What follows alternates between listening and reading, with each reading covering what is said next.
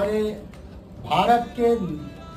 ऐसे नाम जिनको पूरा विश्व जानता है और जिन्होंने अपने अभिनय से, अपने संगीत के माध्यम से, जिनके गला में स्वयं मां सरस्वती का वास रहता है, हम सबके चहेते पावर स्टार पवन सिंह जी जो हम लोग के बीच आज अयोध्या में आए। आपने रामलला सरकार का दिव्य दर्शन किया, हनुमानगढ़ी का दर्शन किया, संतों से आशीर्वाद किया। हम तो यही कहते हैं कि ये वह स्थान है, वह भूमि है मर्यादा पुरुषोत्तम भगवान राम की, जो सदियों से पूरे विश्व को एक आईना दिखाने का काम किया। इस भूमि के स्पर्श मात्र से ही व्यक्ति का जीवन धन्य हो जाता है और रामलला हनुमान जी के दर्शन करने से सारे पाप कट जाते हैं। तो आज ये बहुत भाग्य का विषय है कि यहाँ का दिव्य